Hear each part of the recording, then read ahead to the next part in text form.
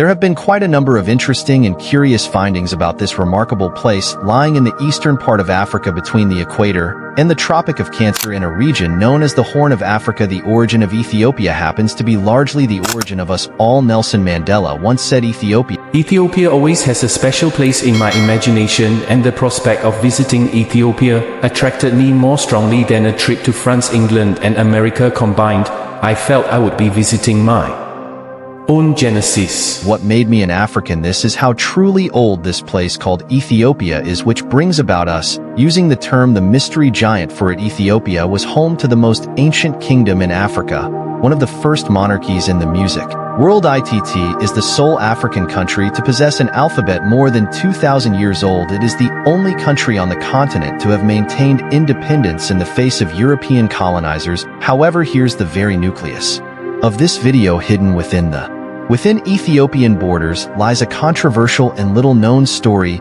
Faded scholars and historians for century theses is the story of the Ethiopian Bible, a sacred text that has been banned and suppressed by various rulers and religious authorities throughout history, but has been very actively used in the Ethiopian Orthodox Church.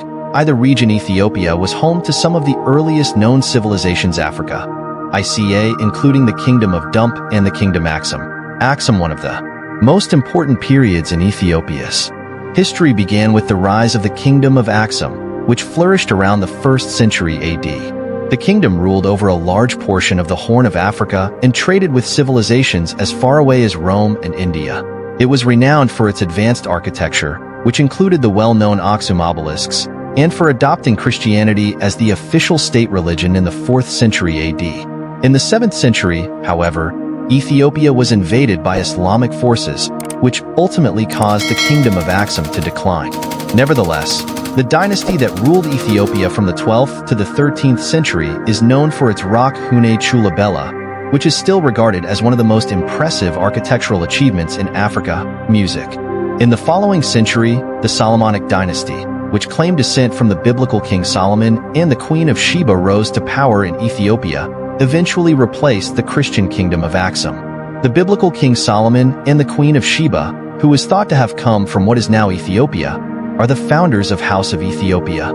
These in fact are some of the stories found in the Ethiopian Bible, which they would rather ban and declare illegal than let you know your history and the truth, the way it traces its roots back to the biblical King Solomon and the Queen of Sheba, who is believed to have been from the region that is now Ethiopia. These in fact are some of the stories found in the Ethiopian Bible, which they would rather ban and declare illegal than let you know your history and the truth, the way it is according to the Western Bible. The Queen of Sheba had visited the King Solomon from Ethiopia because of the king's renowned wisdom. Far and near she had visited with the aim of also seeking wise counsels from the king. With her came many gifts at Solomon. This is Watrasizely in 1 Kings chapis are 10 that the Queen of Sheba is his walker of truth and wisdom, and she has heard Thathat King Solomon of Israel is Jerusalem.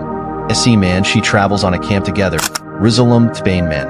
Itet with the king, and test his knowledge with he father. Styons and riddles. Solomon answered all her riddles correctly, and the foreign here so many spices brought in as those that the Queen of Sheba gave to King Solomon. This the Western Bible had read years old us, but what it sure didn't tell us, which the Ethiopian Bible the Kabra Nagast reveals, is the Queen's visit in Jerusalem. She and the Kii had a son together, his name Men. It further says to 1896, Enelik didn't stay with the father. Queen Sheba had taken the boy back to Ethiopia and let to him the first Emperor Menelik.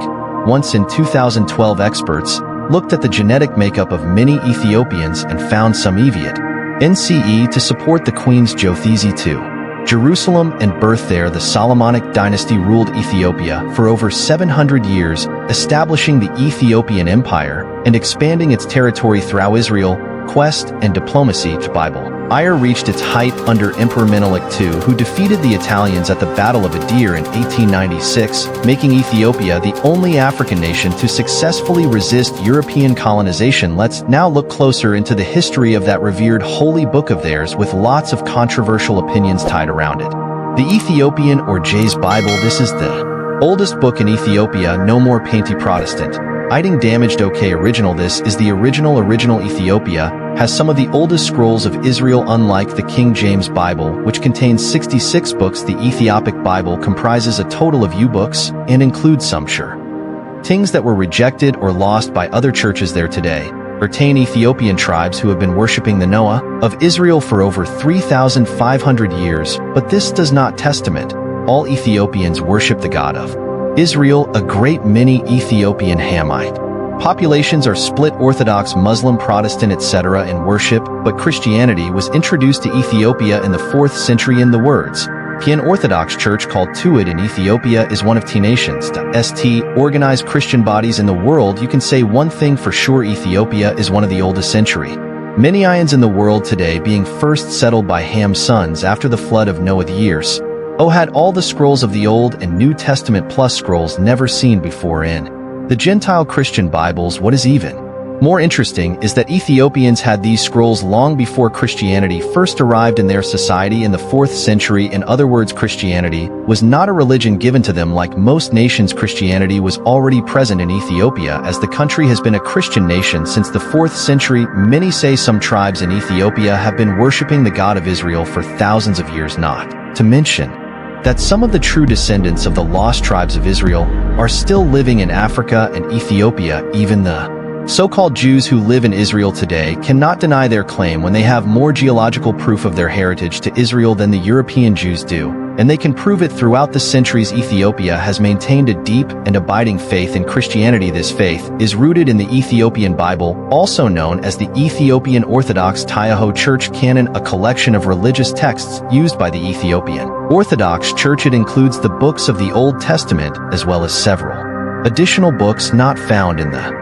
traditional Western Christian Bible. These additional books are known as the deuterocanonical or apocryphal books and are considered canonical by the Ethiopian Orthodox Church. The Ethiopian Bible is written in an ancient Semitic language and also has a long history that has been passed down through the generations. In the process of social incorporation and identity formation, indigenous learning plays a crucial role as a transmitter of social rules and values until the introduction of modern education towards the end of the 19th century. The Ethiopian Church was responsible for literacy, social values, and identity. The earliest evidence of Christianity in Ethiopia dates back to the 4th century when the Ethiopian king Ina converted to Christianity. This conversion was followed by a period of growth in Christianity throughout the region. During this period, the early church fathers translated the Bible into the Gay language, allowing the Ethiopian people to read and study the Bible in their own language. The translation of the Bible was not completed until the 8th century when the monk ABA Bari completed the translation from Greek into Gay. The Bible was then divided into 2 books. The larger book, known as the Kra Nagast, contains the Old Testament,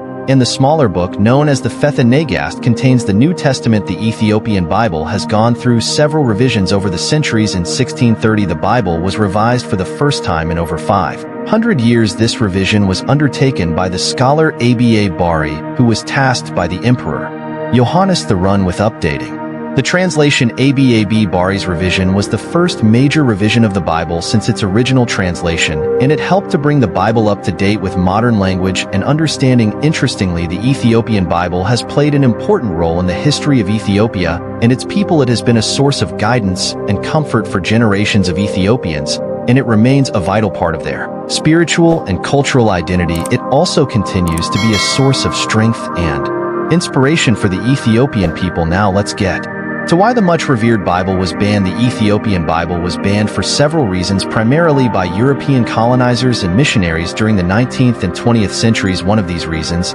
is as a result of doctrinal differences during the colonial period. European missionaries and scholars began to study and translate the Ethiopian Bible, which contained texts that were not included in the Christian tradition. Became more familiar with the Ethiopian Bible. They began to question its authenticity and its theological implications. The Ethiopian Bible, as we earlier stated, contains several books that are not found in the Protestant or Catholic Bibles, known as the Apocrypha or Deuterocanonical books.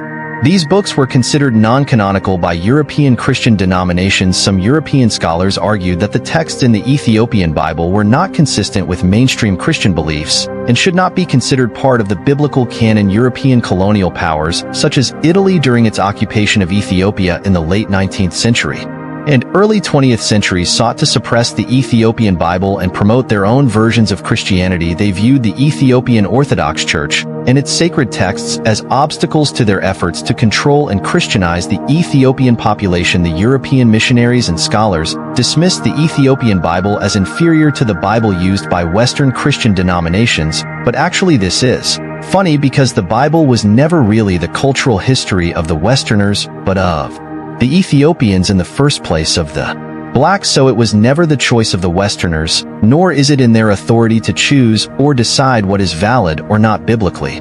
Nonetheless, they criticized the content, language, and interpretations of the Ethiopian biblical texts. The Bible was further marginalized and excluded from mainstream discussions of biblical scholarship and religious studies in Europe, and was not given the same level of recognition or respect as the Bible used by Western Christian denominations. Another reason for banning the Ethiopian Bible is due to Europeans.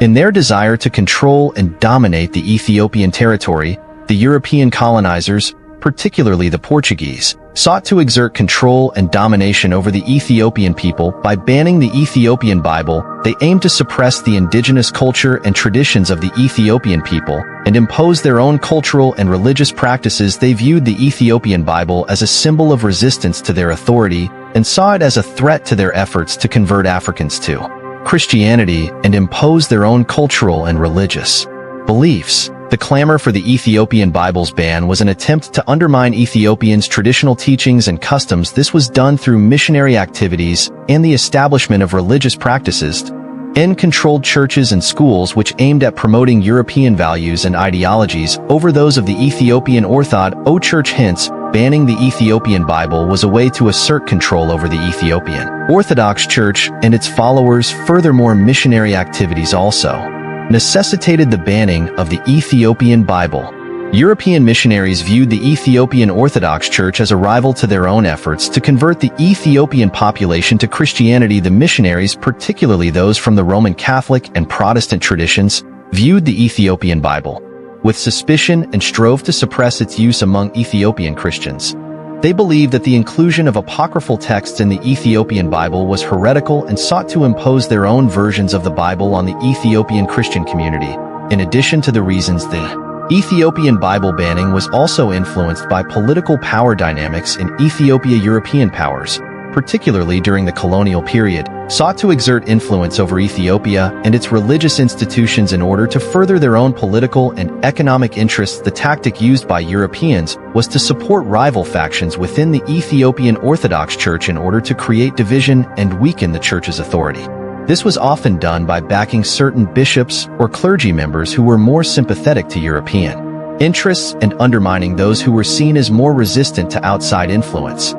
Furthermore, European powers desired the control of key positions within the Ethiopian government and exerted pressure on the ruling monarch in order to gain leverage over the church by manipulating political power dynamics. In this way, Europeans were able to weaken the church's autonomy and influence. We can summarily say that the banning of the Ethiopian Bible was as a result of the influence and power of European missionaries in Ethiopia, who sought to impose their own religious beliefs and practices on the Ethiopian Christian community. This led to the marginalization and suppression of the Ethiopian Bible, which continues to be a source of controversy and debate among scholars and theologians. In the 19th and early 20th centuries, European missionaries and scholars lobbied for the banning of the Ethiopian Bible, arguing that it was heretical and should not be circulated among Christian communities. They actively worked to ban the Ethiopian Bible and replace it with their own translations of the Bible. They pressured Ethiopian rulers and church leaders to adopt their versions of the Bible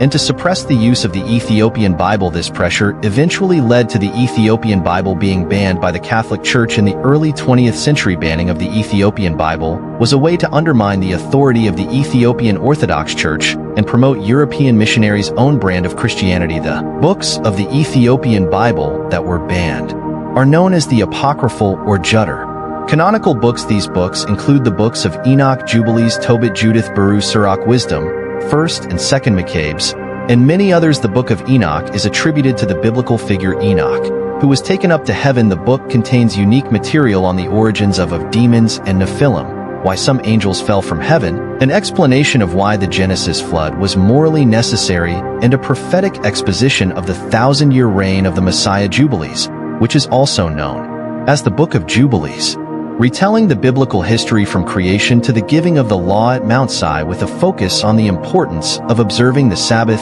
and other religious practices. Tobit tells the story of Tobit, or right conversely, Judith recounts the tale of a valiant Jewish widow named Judith who, by beheading and seducing her people's general Holofernes, saves them from the Assyrian army that is advancing.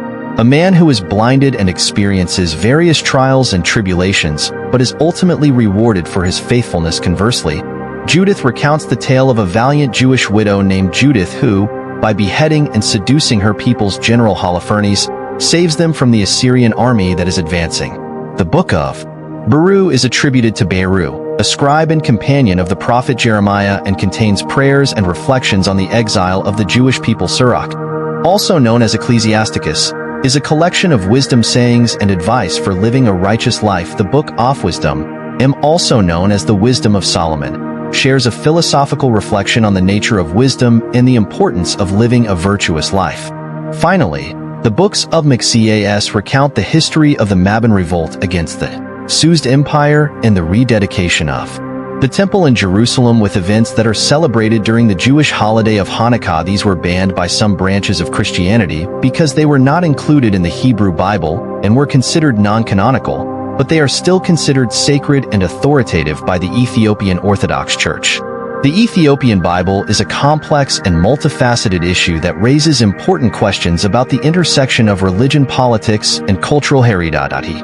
Decision to ban this sacred text reflects a long history of colonialism, imperialism, and religious intolerance that has been on for as long as anyone can remember and sought to suppress and control the beliefs and practices of marginalized communities. The Ethiopian Bible, with its unique blend of Christian and Jewish traditions, has a rich and diverse cultural heritage that has been preserved and passed down through generations by BYY. This text's support are not only silencing the voices of Ethiopian Christians but also erasing a vital part of their history and identity.